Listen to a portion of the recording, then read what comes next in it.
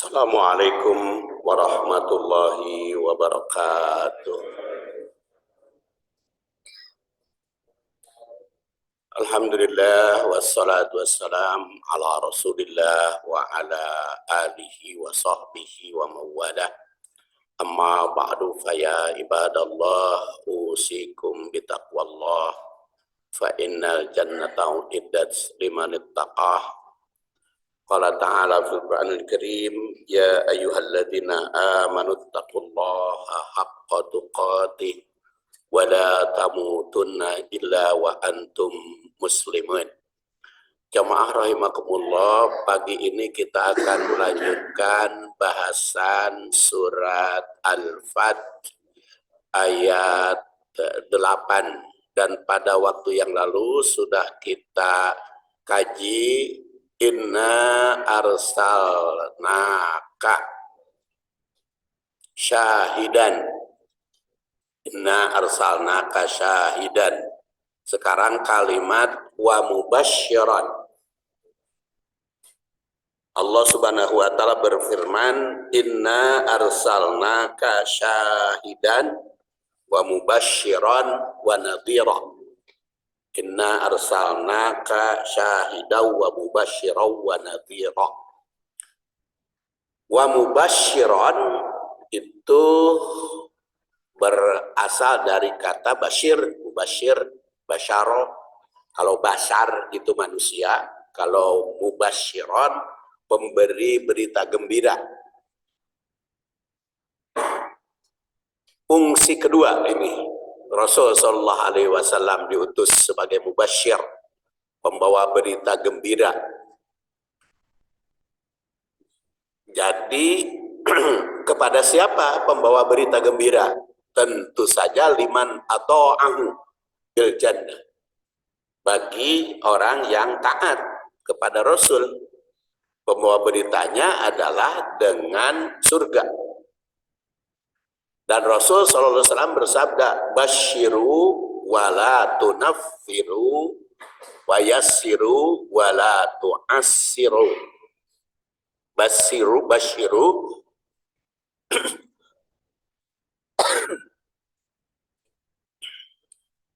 basyiru, berilah mereka kabar gembira. Wala tunaffiru, jangan menakut-nakuti.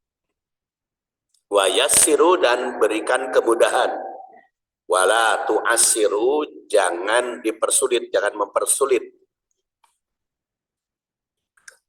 Jadi di sini prinsip mubasyir wala tunaffir dan muyassir wala tu'assir. Jadi pada prinsipnya tidak boleh mempersulit. Kalau menakut-nakuti bukan mempersulit, tapi itu memberikan peringatan. Jadi jangan sampai karena kita berdakwah, karena kita menjelaskan, akhirnya umat tuh merasa kesulitan untuk berbuat. Karena gini takut, tidak bisa bergerak. Nah, terus menerus tidak diberikan berita gembira. Itu hadis riwayat Al-Bukhari yang wafat 256. Jadi pesan Rasulullah SAW pertama adalah sebagai mubasyir, yang ternyata bukan hanya membawa berita gembira dengan surga di akhirat, tapi juga sebagai penggembira selama di dunia. Rasul itu tegasnya dalam metode dakwah dan pendidikan itu yang mendukung kepada berita gembira yang didapat. Dalam hadis ini tadi dikatakan pertama basyiru, gembirakan. Jangan membuat umat bersedih. Gara-gara dakwah kita terus menerus sedih, stres, susah hidup. Wala tunafiru, jangan ditakut-takuti sehingga manusia dibikin pesimis, terus sulit berbuat karena ketakutan. Dan yassiru, mudahkan urusan mereka, karena Islam itu mudah.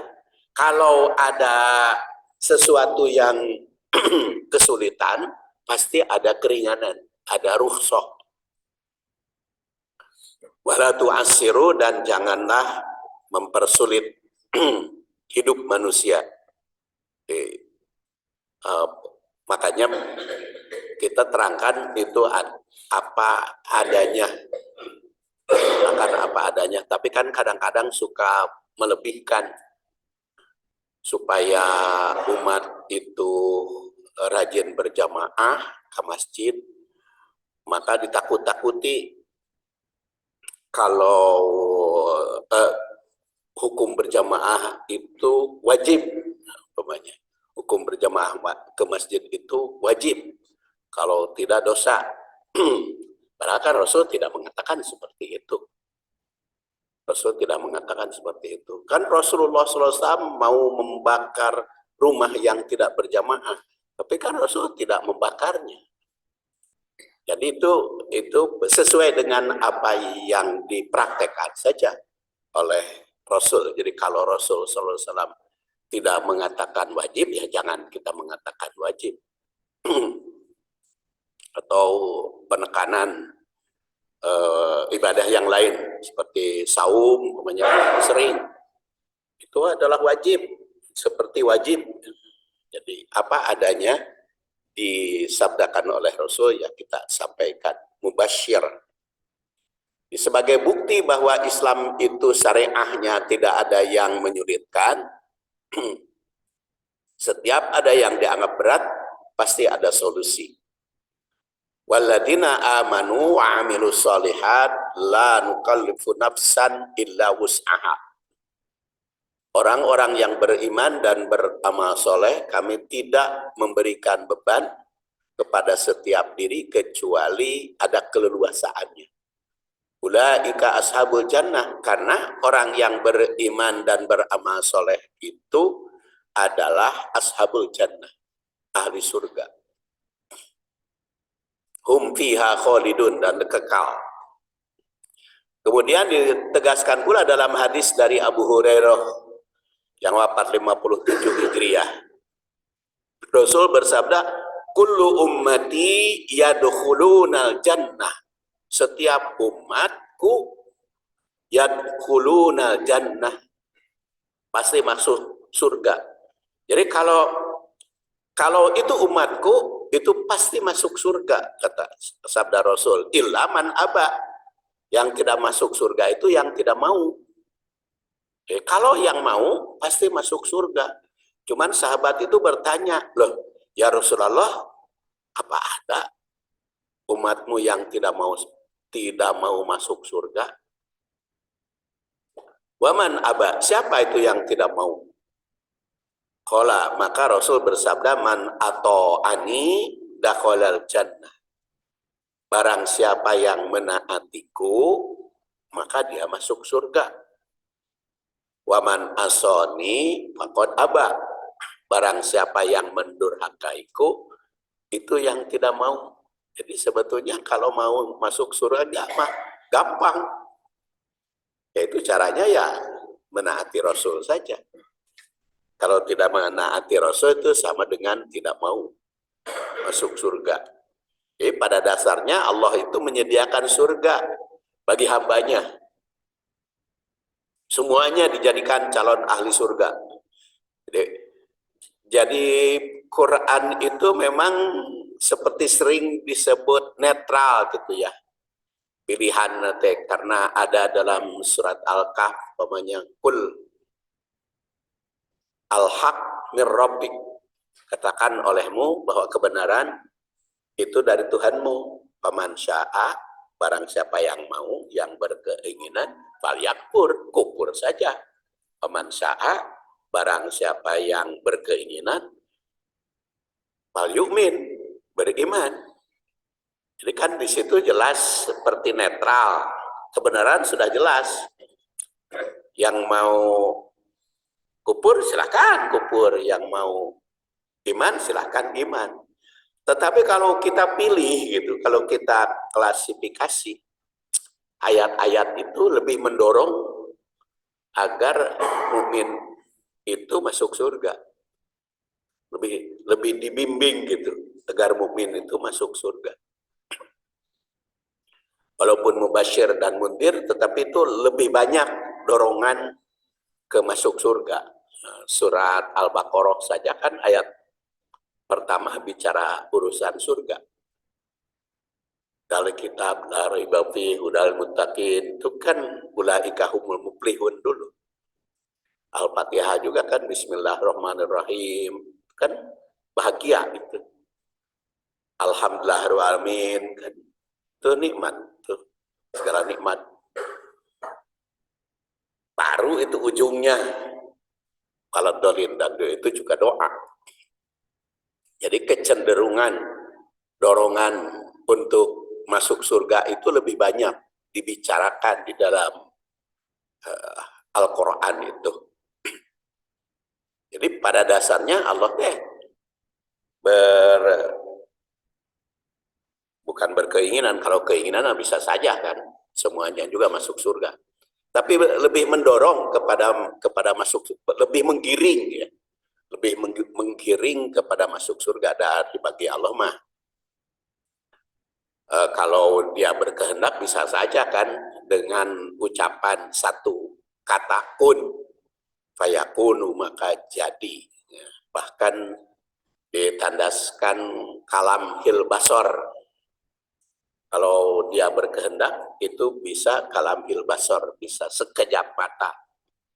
Tapi kita tahu bisa sekejap mata itu Allah itu menciptakan itu biqadar. Ada ukuran, ada aturan, dan ternyata Allah Subhanahu wa Ta'ala tidak melanggar aturan yang dia buat sendiri. Ya, Allah membuat aturan dan dia menaatinya. Jadi bukan taat kepada orang lain, kepada pihak lain, bukan, tapi Allah Subhanahu wa Ta'ala menaati aturan yang diciptakan sendiri.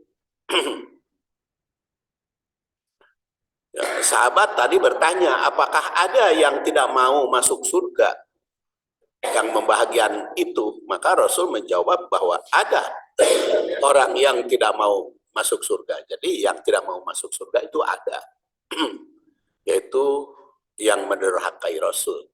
Jadi jelas siapapun akan menjadi ahli surga selama dia mengikuti apa yang diajarkan Rasul.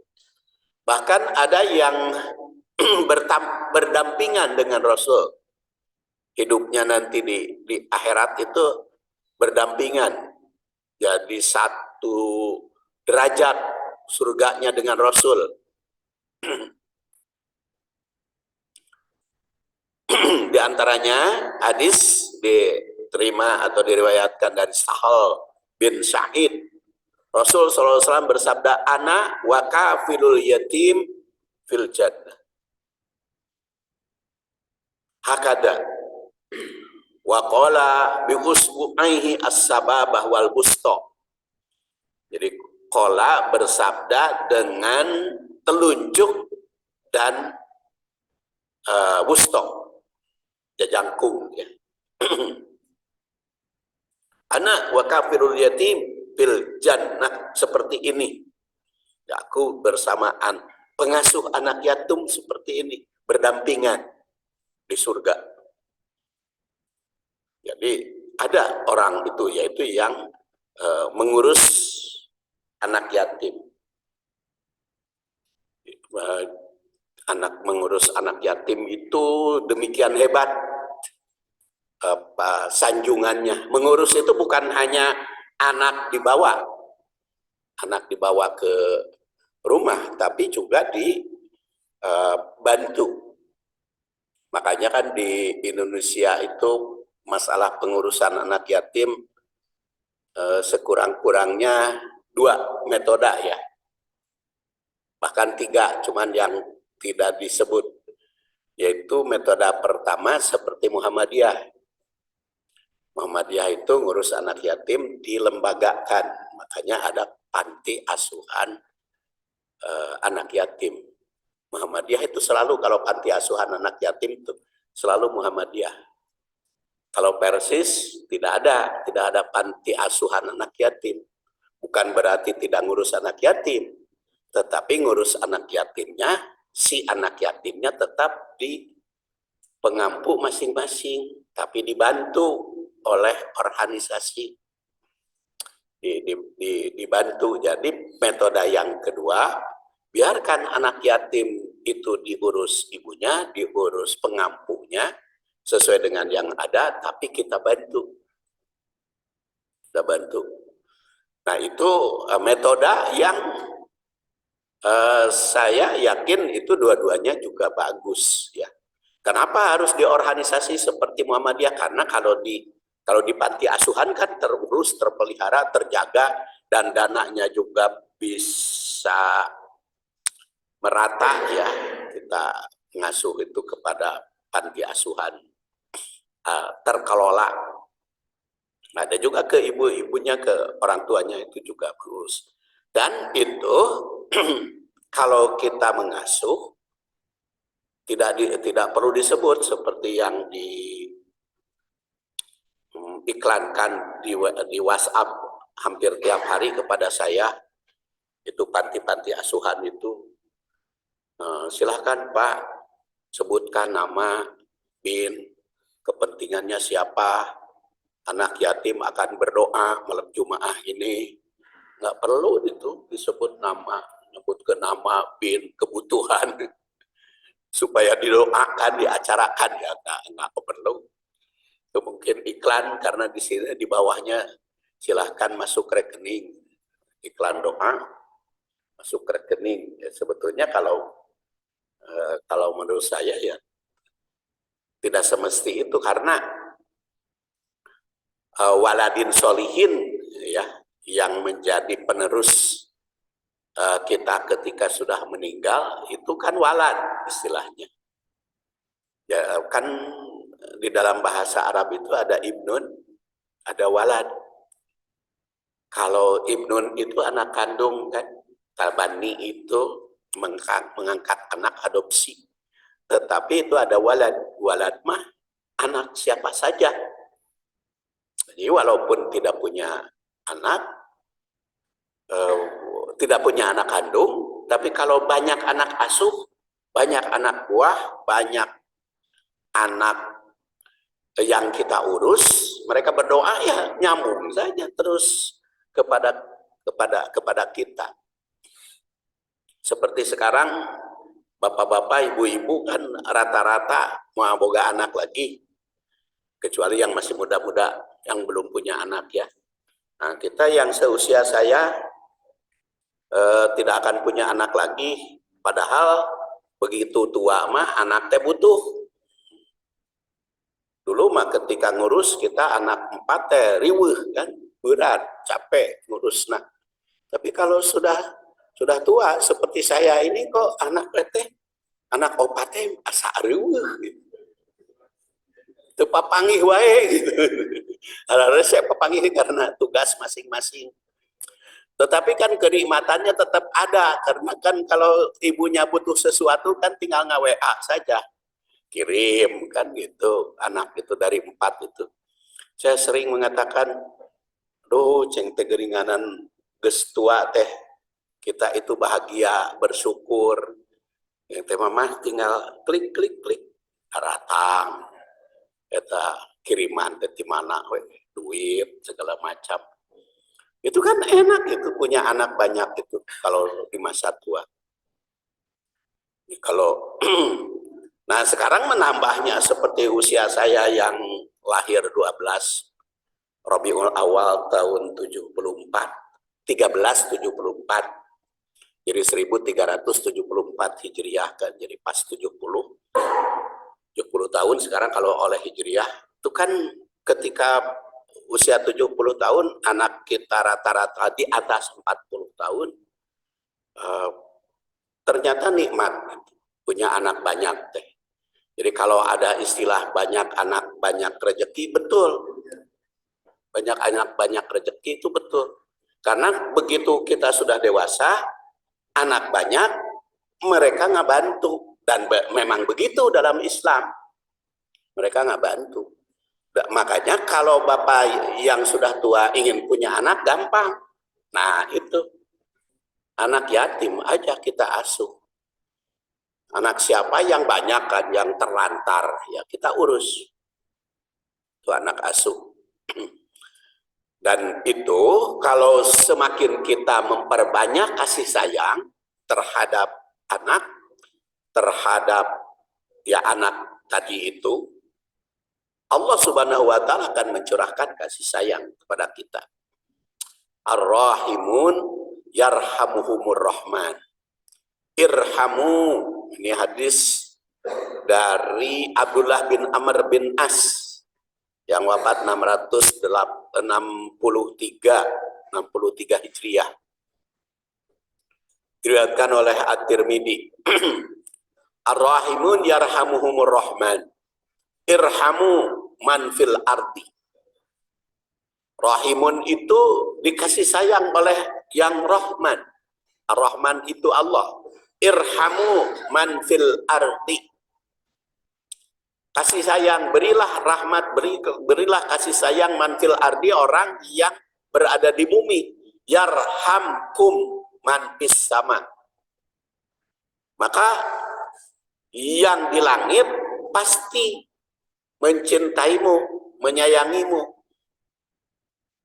Ar-Rahim sujnatu minar Rahman. Karena perkataan Rahim, rahim ibu itu kan diambil namanya dari Rahman, yang maha kasih sayang. Faman wasolaha, barang siapa yang menyambung silaturahim, wasolahullah, Allah menyambungkannya. Makanya kalau kita ingin bahagia, banyak Rahman dan Rahim. Jadi tadi malam ya, ada berita 4 orang meninggal di rumah di Kalideres itu. 4 orang meninggal sudah bulanan tekanya hoan. Tetangganya aja nggak tahu. Tahunya tetangga itu karena sudah bau aja. Bau bangkai baru tahu. Jadi itu menunjukkan karena mungkin silaturahim dengan tetangganya, ya kita bukan menjelekan yang sudah meninggal, kita tidak boleh. Tapi itu suatu gambaran kalau kurang baik, kurang baik negatif gitu. Kalau kurang hubungan dah dengan tetangga itu tidak akan dikenal. Tidak akan dikenal. Coba kalau saya di rumah untuk keluar sapoe aja sudah dicari oleh kumat gitu. Jangan jadi karena kita sehari-hari bergaul. Jadi kalau bergaul itu kalau bergaul dengan tetangga, bergaul dengan umat, maka kita akan baik, akan ditemukan silaturahim itu, akan diketahui. Ya sampai katanya 3 minggu tidak makan, kata dokter. Jadi meninggalnya itu 3 minggu makannya. Jadi berapa hari itu lamanya masih diinvestigasi ya. Makanya faman wasolaha wasolahullah. Jadi kalau kita menyambung silaturahim, Allah akan menyambungnya. Waman qota'ahullah. Barang siapa yang memutuskan, Allah akan mengutusnya. Jadi hadis ini merupakan tabsyir, merupakan berita gembira Rasul Mubasyir, bahwa orang yang selalu menyayangi sesama manusia sebagai penduduk bumi bakal disayangi oleh Ar-Rahman. Ya, kalau kita ingin dicintai Allah, ya sayangi aja sesama manusia. Itu mah dijamin oleh Rasul, sudah dijamin. Tidak ada manusia yang tidak mengharapkan kecintaan Allah. Maka jika ingin dicintai Allah, cintai manusia. Itu kan berita gembira dari Rasul Mubasyir. Karena ingat bahwa kalimat Ar-Rahim merupakan ungkapan dari nama Allah Ar-Rahman, Ar-Rahim, yang maha pengasih, dan Maha Penyayang. Maka siapapun tetap akan disayangi oleh Allah apabila dia menjalin silaturahim. Orang yang memutuskan silaturahim sama dengan memutuskan dengan Allah. Karena rahim itu diambil dari nama Allah, Ar-Rahman. Putus silaturahim, maka silaturahim. Kemudian ditandaskan pula oleh riwayat Muslim yang wafat 261. Innallaha khalaqa yauma khalaqas samawati wal ard mi'ata rahmah. Allah itu menciptakan ketika dia menciptakan langit dan bumi ada 100 macam rahmat. Kullu rahmatin tabaq ma baina sama wal ard, dan rahmat itu bertahap, bertingkat-tingkat antara langit dan bumi. Faja'ala minha, dan dia jadikan dari rahmat itu fil ardi, selama di bumi, selama di dunia, rahmatan, satu rahmat saja pihak yang diberikan itu. Sehingga ya'tibul walidah ala waladiha, termasuk juga itu rahmat seorang ibu kepada anaknya.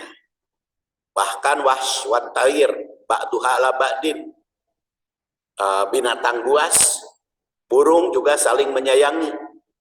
Binatang buas yang demikian keras, singa, harimau, macan, dan sebagainya itu keras.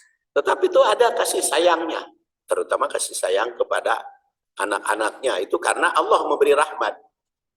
Fa'idha kana yaumal qiyamah akmalu bihadi rahmat. Maka di hari kiamat nanti seluruhnya. Jadi kalau sekarang itu kan yang kita rasakan kasih sayang ibu, kasih sayang sesama, kasih sayang setiap manusia, yang sedemikian hebat kasih sayang, itu rahmat. Tapi itu merupakan 1% saja dari rahmat Allah Subhanahu wa Ta'ala yang diberikan, yang kasih sayang selama di bumi itu. Kalau yang 99%-nya, karena di situ 1, itu nanti dikubrakan, diserahkan kepada umat pada hari kiamat. Dalam hadis ini Allah menciptakan langit dan bumi disertai rahmatnya. Jadi penciptaan itu bukan disertai adab, disertai rahmat. Menciptakan langit dan bumi serta isinya. Rahmat Allah itu disediakan sejak alam semesta dijadikan. Kemudian 1 rahmat dari 100 rahmat diberikan di bumi. Kemudian kasih sayang ibu itu merupakan bukti rahmat yang diberikan. Kasih sayang ibu terhadap anak kan tidak ada tuntutan apa-apa. Itu namanya orang tua kepada anak itu. Wallahu akhrajakum min butuni ummahatikum la ta'lamuna syai'a. Ketika dilahirkan tidak mengetahui apa-apa, kasih sayang ibu yang tidak ada tuntutan. Makanya diingatkan bahwa wasainal insana biwalidayhi ihsana hamalathu ummuhu wahnan ala wahnin. Jadi surat Al-Ahqaf ayat 15. Jadi ketika Allah Subhanahu wa Ta'ala memerintah ihsan kepada orang tua, maka diingatkan ibu mengandung anak wahnan ala wahnin. Wahnan ala wahnin. Jadi supaya banyak pendidikannya dari surat Al-Ahqaf ayat 15 itu ditekankan. Perintah untuk ihsan kepada orang tua, karena Allah sudah menciptakan ibu mencurahkan kasih sayang kepada anaknya. Wahnan ala wahnin wa fisaluhu wa hamluhu wa fisaluhu salasuna syahran. Hamil dan menyusui, mengandung dan menyusui 30 bulan. Itu kan jalurnya ada 2 jalur, kepada orang tua dan kepada anak, ayat itu. kepada orang tua apa? Ya wahnan ala wahnin, ketika masih muda, ibu itu wahnan ala wahnin, ngurus anak, makin lama makin lelah. Itu untuk ibu, ingat sadar bahwa eta teh menang hese anak teh baheula keur hamil, keur mengandung, keur nyusui sampai 30 bulan mengurus anak. Itu kepada ibu, kepada orang tua. Ingat ya, anak teh menang hese baheula. Tapi kalau untuk anak apa? Mengingatkan, ya kamu teh menang hese orang tua, kudu bager, kudu alus. Ka orang tua teh, da kamaru teh, kamu teh menang hese. Terus isinya kepada pendidikan keluarga, bahwa semakin tua semakin baik gitu. Walal akhiratu khairul laka minal ula. Semakin tua semakin baik. Ingat bahwa kamu keur muda mah susah ngurus anak, sekarang kamu bahagia. Ini kan tasakur itu. Jadi ayat itu ada dua jalur gitu, selalu bukan dua jalur. Beberapa aspek bisa dikaji. Jadi surat Al-Ahqaf itu bisa dari orang tua, bisa dari sudut anak, bisa dari sudut situasi dan kondisi. Jadi ayat itu menggariskan bahwa kasih sayang baheula itu kepada anak, maka harus mencurahkan kasih sayang. Makanya semakin tua, semakin nikmat hidup itu. Karena apa? Karena baheula mah mungkin anak teh ucapan-ucapannya itu kan keras kepada orang tua. Tetapi kalau orang tuanya sudah lanjut usia, anak itu semakin indah ucapannya kepada orang tua. Kenapa? Karena la taqul lahuma uf.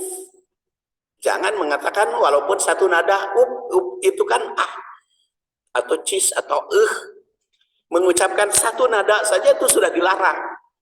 Dan itu kapan? Yaitu aukilahuma indakal kibar, ketika orang tua sudah lanjut. Kalau orang tua sudah lanjut, mengucapkan satu nada saja pikanyerian geus teu meunang. Jadi betapa orang tua itu indah. Ya. Ketika dewasa itu kita indah. Anak-anak itu tidak pernah mengucapkan pikanyerian sedikit pun. Nah itu kasih sayang. Jadi kalau tadi di dalam hadis ini dikatakan al-walidah ala waladiha, jadi ibu terhadap anak kasih sayangnya, dan ini juga anak terhadap ibunya, terutama apabila orang tuanya sudah usia lanjut. Faqadha rabbuka alla ta'budu illa iyyah wa bil walidaini ihsana imma yablughanna indakal kibar, di situ. Imma yablughanna indakal kibar ahaduma au kilahuma. Jadi ketika orang tua dewasa, tua lanjut usia, indakal kibar kilahuma wa ahadu, baik salah satu ataupun dua-duanya, fala taqul lahuma uff. Jangan mengatakan satu nada saja pikanyerian, tidak boleh. Jadi begitu hormatnya anak terhadap orang tua, begitu hormatnya anak, begitu memuliakannya anak terhadap orang tua, dan digandengkan orang tua itu dengan Allah. Wa qadara rabbuka alla ta'budu illa iyyah. Allah menetapkan jangan beribadah kepada Allah, dan disambungkan wabil walidaini ihsana. Itu adalah bukti kasih sayang yang Allah Subhanahu wa taala berikan. Jadi ihsan kepada orang tua itu kan bergandengan dengan perintah Allah, perintah ibadah. Syukurnya juga dibandingkan kan dalam surat Luqman, dalam surat Luqman, Anish kurli, kalian bersyukur kepadaku, kata firman Allah. Wabil walid wa aniskurli wali walidai, dan kepada orang tua. Jadi, syukur kepada Allah itu bergandengan dengan syukur kepada orang tua. Nah, itu adalah ciptaan Allah Subhanahu wa taala berupa kasih sayang kepada umat yang sedemikian hebat. Sedemikian hebat. Dan kasih sayang anak terhadap orang tua itu harus seperti kasih sayang orang tua terhadap anak. Apa buktinya kasih sayang orang tua terhadap anak? Kan tidak ada tuntutan, tidak ada apa namanya, tidak ada pamrih.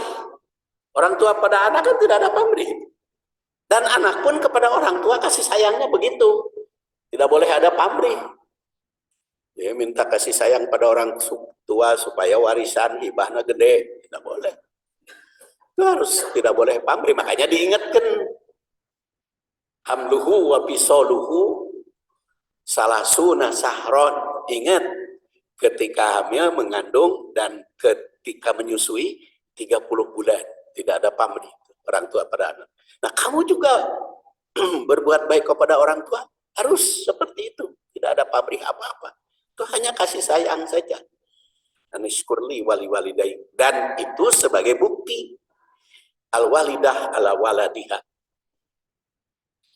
Jadi itu berita gembira dari Rasul. Bahkan binatang dan makhluk lain juga saling menyayangi walaupun ganasnya itu. Dan seluruh rahmat itu akan dicurahkan di hari kiamat. Jadi rahmat Allah itu sangat luas, tidak terhitung, ya. Bayin ta'udu, kalau kamu hitung itu tidak akan terhitung. Dan itu menghitung-hitung nikmat itu diperintah berarti. Jadi, dan tidak akan terhitung, tetapi ngitung-ngitung nikmat yang kita dapat itu diperintah karena wa in ta'udu. Dan ya, jadi hitung-hitung. Jadi kalau kita mau kalau malam hari itu jangan hanya dikasusahin wae selama siang teh. Nah, tadi teh susah iya, datang itu, datang ya, dikasusahin. Tapi kenikmatan apa yang telah Allah Subhanahu wa taala berikan pada kita itu sebagai mubasyir. Sekarang kitab yang berikutnya wanadiro, nadir atau pembawa berita duka, peringatan. Rasul SAW diutus bukan hanya pembawa berita gembira, tapi juga pemberi peringatan. Berita gembira yang disampaikan bagi orang-orang mukmin, sedangkan berita duka bagi orang yang kufur atau yang tidak taat. Umpamanya nadir bagi yang musyrik bakal menjadi ahli neraka. Salah satu contoh nadirnya hadis diriwayatkan oleh Ibnu Mas'ud, dari Ibnu Mas'ud yang wafat 32 Hijriah. Ingat ya, Ibnu Mas'ud itu berjasa sudah mematikan Abu Jahal. Abu Jahal itu kan ditombak oleh 2 orang Muhan. Kepaeh-paeh itu hara resek ke perang teh paeh nate. Nah, ditombak oleh Ibnu Mas'ud, meninggal akhirnya. Rasul SAW bersabda dari Ibnu Mas'ud, man mata yusrik billah syai'an dakhalan nar. Barang siapa yang mati dalam keadaan musyrik, dakhalan nar, masuk neraka. Nah, ini kan peringatan. Pirewaseun. Ya, kalau tadi mah pibahagiaeun, sekarang pirewaseun. Hadis riwayat Bukhari yang wafat 256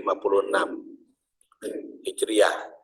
Di situ dikatakan man mata, mati, ini fi'il madi ya kalau kita lihat dari sudut ilmu nahwu. Yusrik fi'il mudhari. Jadi mata yusrik. Jadi bukan pernah musyrik ya. Jadi pemahamannya juga beritanya apa? Nadirnya ada berita gembiranya di situ. Karena man mata, mati, yusrik. Fi'il mudhari, jadi matinya dalam keadaan musyrik, bukan pernah musyrik. Kalau pernah musyrik mah begini, man mata syaroka, itu Pak bil madi dua-duanya. Barang siapa yang mati dan pernah musyrik, bukan. Ini mah man mata yusyrik, fi'il mudhari. Mati dalam keadaan musyrik. Jadi bukan pernah musyrik. Ai pernah musyrik mah para sahabat juga pernah kan, seperti Umar kan, atau Abu Sofyan kan, penyembah berhala Abu Sofyan, Abu Hurairah pernah. Tapi bukan pernah musyrik, matinya dalam keadaan syirik. Sayan sedikit pun dakhalan nar, dia masuk surga. Dan ini dakhalanya fi'il madi. Jadi kepastian kalau fi'il madi. Masuk neraka. Ini kan keras, nadir. Kemudian yang manggil selain Allah, man mata wa huwa yad'u. Tuh, ini juga oleh fi'il mudhari, man mata mati wa huwa yad'u. Ketika memanggil min dunillah selain Allah dan sebagai saingan, dakhalan nar. Mata padahal dia sedang memanggil nama selain Allah. Memanggil nama selain Allah. Makanya di situ waktu Pak Mutakin sebagaimana sering saya ceritakan, Pak Mutakin sama ibu-ibu BKSWI ketika nengok salah satu pemimpin umat, ya kan, di pemimpin umat sakit repotnya dibawa ke Boromius, kemudian dia sudah mau menghembuskan nyawa, kemudian kan itu diperdengarkan, ya, diperdengarkan musik gitu, haleluya, itu di Boromius kan begitu. Kalau ada yang mau meninggal diperdengarkan.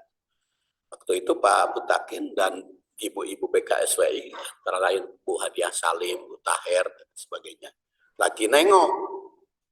Maka begitu diperdengarkan, Pak Mutakin, wah, kaget. Sehingga akhirnya dia bukan protes, ya, minta ke pimpinan Boromius untuk dihentikan dan diturunkan salib-salibnya. Turunkan salib-salibnya. Ya, karena kebetulan yang mintanya ketua MUI pada saat itu, ya taat. Pak Saifuddin meminta mau ditaati. Ini karena MUI jadi diturunkan dan dihentikan. Dan sampai wafat pada saat itu. Dan disitulah berikrar, kita harus punya rumah sakit Islam. Dan dari situlah bertekad Unisba dengan ibu-ibu BKSWI untuk mendirikan, dan pada saat itulah Ibu Diah Salim minta dana kan, sehingga pertama kali didirikan rumah sakit Al-Islam di Awi Bitung. Dan sekarang alhamdulillah sudah ngajengleng, sudah hebat, besar itu ikrar pada Pak Mutakin itu. Tuh ingat waktu peristiwa itu. Dan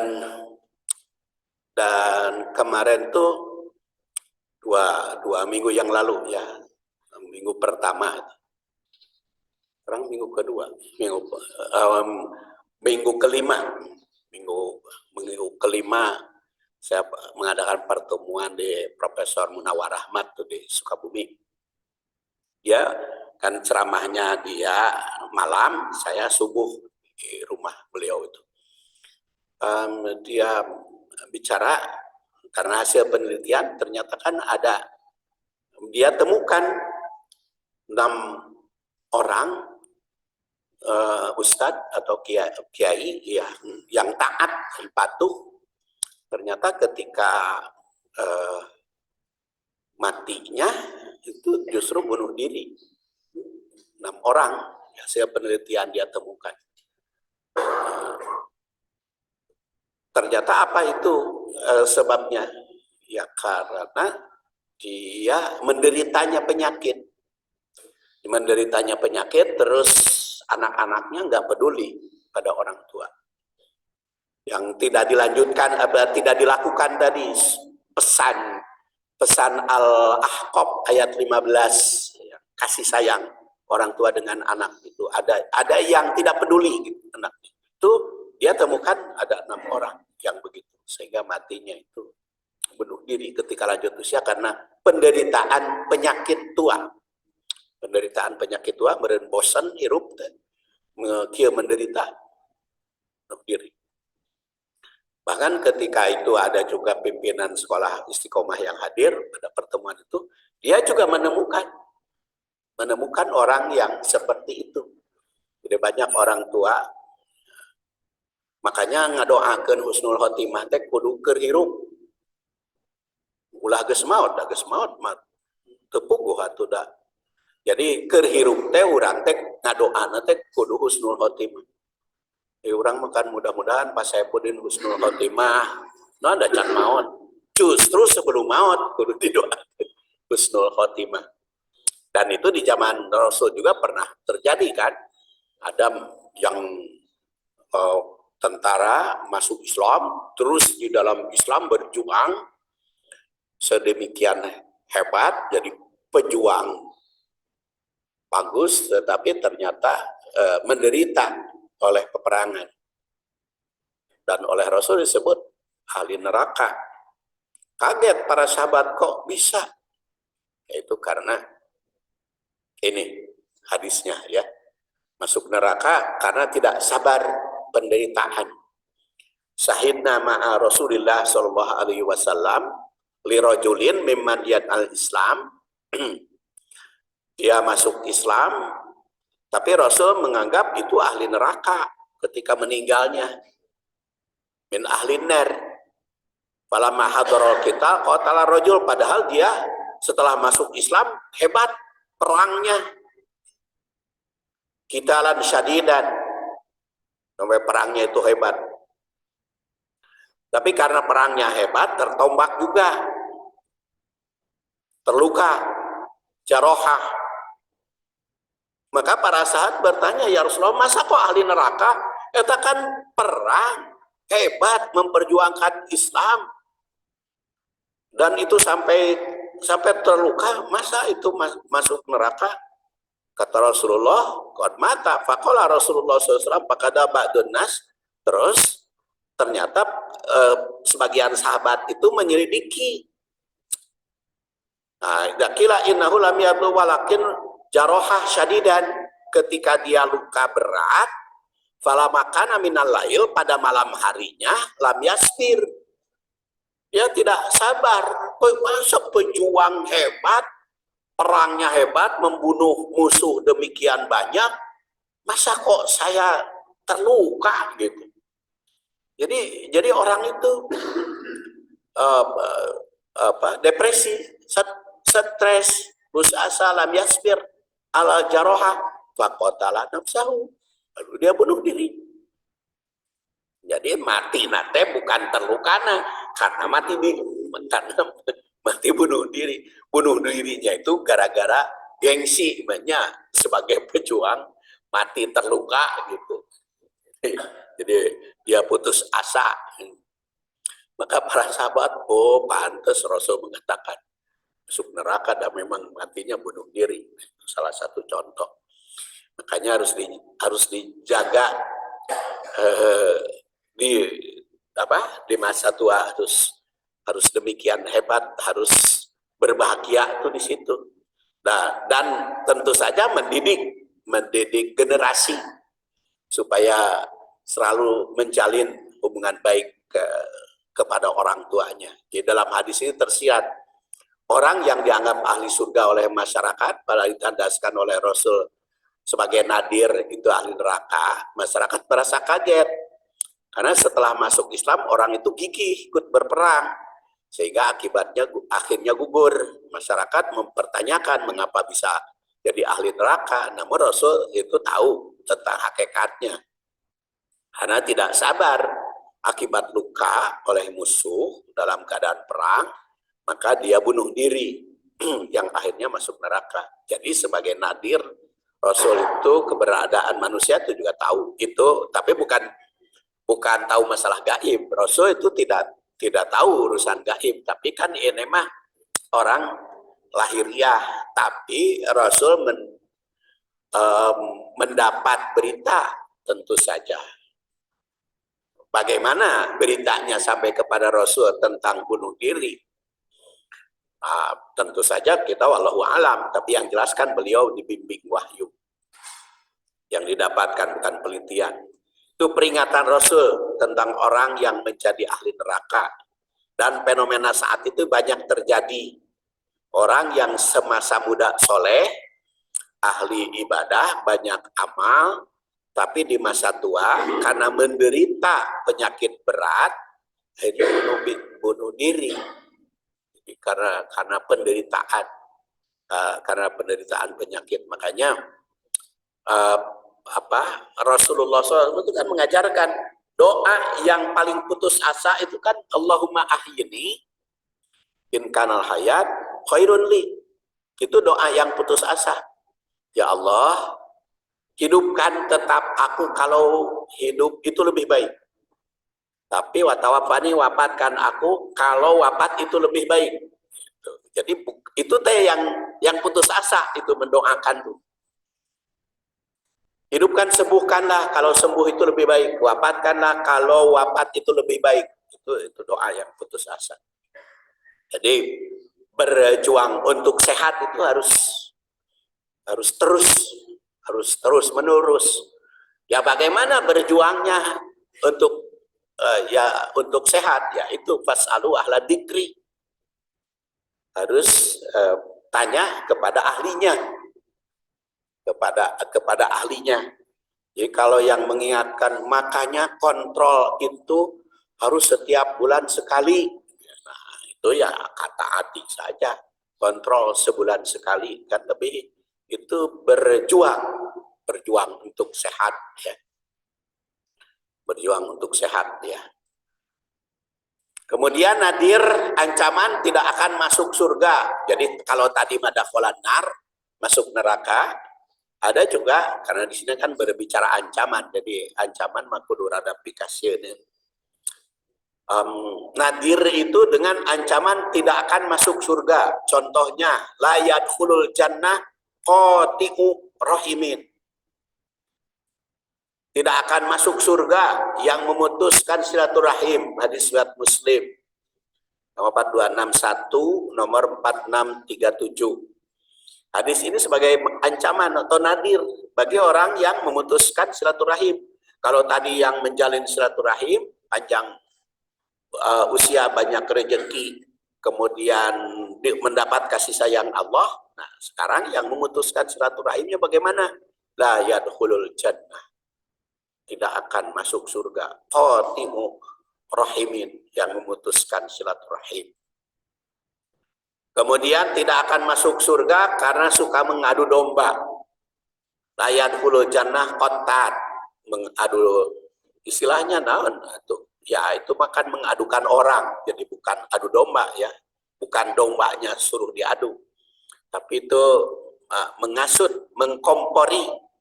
Hadis riwayat Bukhari yang wafat 256, nomor 5596. Tegas orang yang mengadu domba, yang membentur-benturkan orang.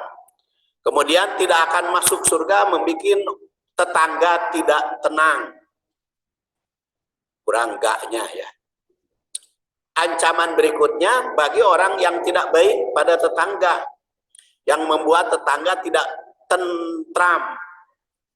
Dari Abu Hurairah diriwayatkan bahwa Rasul bersabda, ini riwayat Muslim, la yadkhulul jannah man la ya'man jaruhu bawa'iqahu. Tidak akan masuk surga orang yang tetangganya tidak aman. Jadi tetangganya itu dia tidak tentram oleh kita. Di komplek itu juga banyak yang tidak membuat tetangga tentram teh. Biasana di komplek Madinah urusan air, urusan saluran, ya. Saluran depan rumah dipenet sehingga tetangga airnya menet, bikin bau. Wah, tungtung maka urang ge bau gara-gara saluran air di depan rumah kita dipenet, tentunya akan kasararea bau nanti. Kan kudu nama teh saling menyalurkan, ngelewat supaya tersalur. Akhirnya kan bikin banjir itu banyak dipenet tetangganya supaya apa, saluran dari pihak lain tidak boleh ke saluran kita, tuh bikin susah. Jadi bikin tidak tenang. Tetangganya protes tuh wani, dasieun ngambek sieun jadi pasya. Jadi tungtung nama hatinya itu tidak tenang aja, tidak enak. Ya, masyarakat banyak yang menurun kepeduliannya dengan tetangga. Bahkan ada hadis lain kan, tidak akan masuk surga juga orang yang perutnya kenyang, tidak tahu tetangganya kelaparan. Nah, tadi pelajaran dari Karideres tadi, eta teh laparna teh kan geus teu tiga minggu cenah tidak masuk makanan, tidak masuk minuman. Nah, eta teh karena kelaparan, teu bogaeun atau karena apa? Walau alam. Tetapi kalau karena kelaparan, teu bogaeun, dia teu wani menta ka tetangga karena teu wawuh teh ya, karena susah di komplek. Nah, itu kan tetangganya kan diancam itu oleh Rasul. Jadi akan masuk ke neraka gara-gara perut dia kenyang, teu nyaho, tetangganya lapar karena teu wani. Karena kan di komplek itu biasanya saya temukan di salah satu komplek besar, rumah-rumah besar. Ternyata dia tidak punya makanan. Karena apa? Karena suaminya di PHK gara-gara pandemi, kemudian minta kata tetangga teu wani, dan memang komplek perumahan besar. Komplek perumahan besar. Jadi itu sampai kelaparan. Saya temukan itu karena berbicara dengan tetangganya. Oh iya, cenah Pak Ustadz, saya tidak tahu kemana, cing gerabu ceng kedatangan. Ya, jadi didatangi, ya dengan ternyata betul dia itu sering kelaparan karena tidak punya. Ya, akhirnya saya sampaikan kepada ibu-ibu yang lain, ini salah satu buktinya. Kita diancam neraka kalau tidak tahu. Akhirnya dipanggillah yang orang-orang tersebut, suruh bicara apa adanya, kita sumbang apa, ditanggulangi.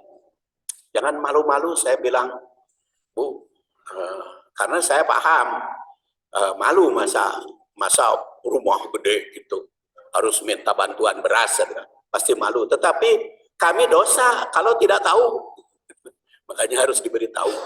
Dan itu nyata, ya, di komplek besar itu ada yang seperti itu. Makanya jangan bawa iko. Bahkan di sini ancamannya adalah sombong, juga itu dapat ancaman dari Rasul Shallallahu Alaihi Wasallam. Sekarang kita lihat takwilnya, ya, takwil ayat. Pertama, Allah Subhanahu Wa Taala menandaskan bahwa Rasul itu sebagai orang yang diutus. Inna arsalnaka, kami mengutusmu. Itu mengingatkan syahadat risalah. Itu merupakan satu kesatuan dengan syahadat uluhiyah. Karena di situ inna, kami, Allah, arsalna, kami utus. Maka syahadat uluhiyah, asyhadu an la ilaha illallah, karena ada arsalna, asyhadu anna muhammadar rasul, karena rasul sebagai syahid. Maka syahadat uluhiyah dan risalah tidak boleh terpisah. Kalimat inna arsalnaka menunjukkan Allah mengutus Nabi. Maka dalam segala ibadah diwujudkan dengan tajridul ma'bud lillah. Memusatkan tujuan yang diibadahi hanya Allah. Itu tajridul ma'bud. Dan Rasul sebagai syahid itu tajridul mutaba'ah, misalkan